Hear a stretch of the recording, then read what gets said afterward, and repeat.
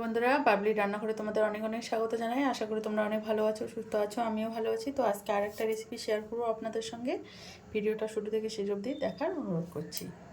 আজকে মালপোয়া বানাবো। মালপোয়ার একদম সঠিক পরিমাণ এবং পরিমাপ বলে দেব আমি। মালপোয়া বানানোর জন্য প্রথমে আমি 2 বাটি ময়দা নিয়ে নিচ্ছি।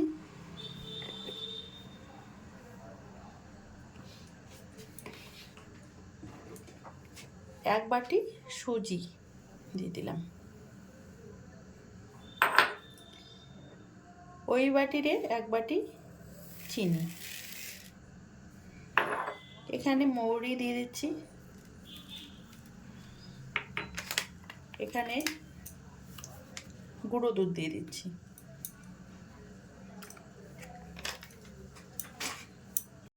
এখানে অল্প লবণ দিয়ে দিচ্ছি। উপকরণগুলো মিশিয়ে নেব ভালো করে।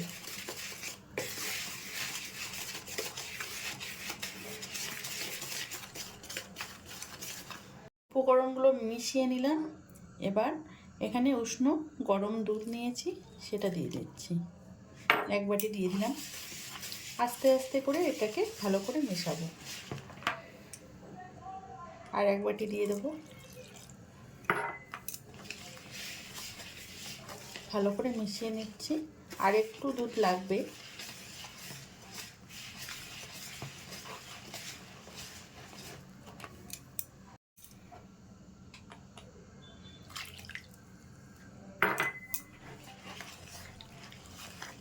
ভালো করে মিশিয়ে নেব।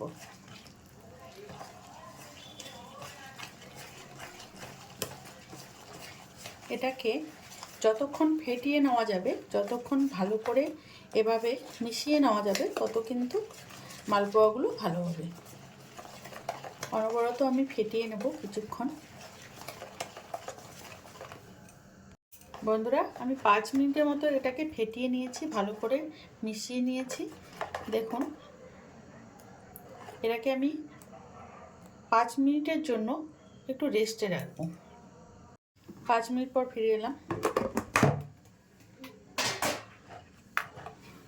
এটা অনেকটাই সেট হয়ে গেছে। এবার একটু ফেটিয়ে নিচ্ছি।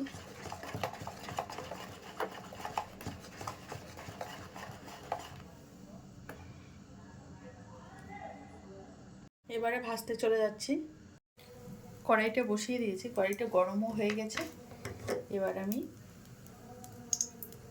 পরিমাণ মতো রিফাইন তেল দিয়ে দিচ্ছি।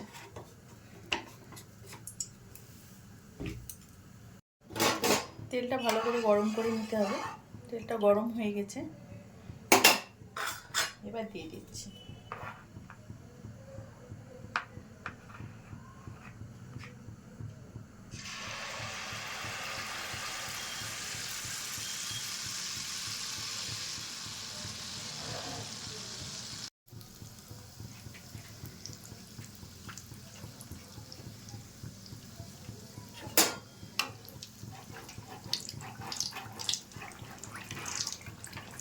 এবার উল্টে দেবো।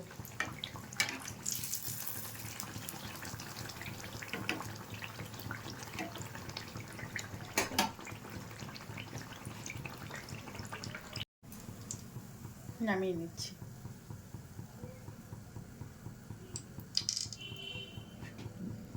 বন্ধুরা, তুলে নিলাম। প্রত্যেকটাই কিন্তু ফুলকো ফুলকো হবে।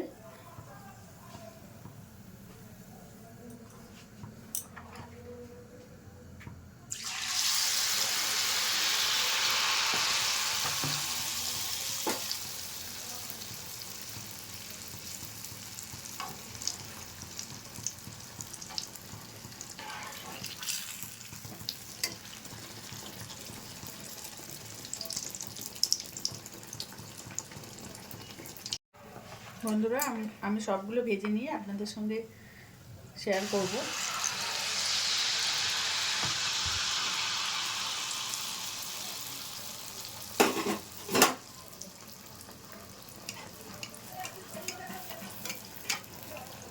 এই পরিমাপটা আর পরিমাণটা যদি বুঝে আপনারা করেন, তো আপনাদেরও এরকম ফুলকো ফুলকো মালপোয়া হবে।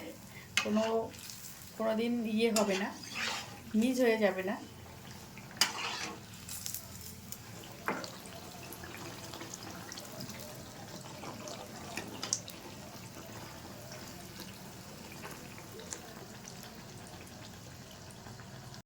বন্ধুরা, মালপোয়াগুলো নামিয়ে একটা প্লেটে আমি সার্ভ করে দিয়েছি। তো দেখলেন তো কত সহজে করে ফেলা যায়, আর নরম তুলতুলে।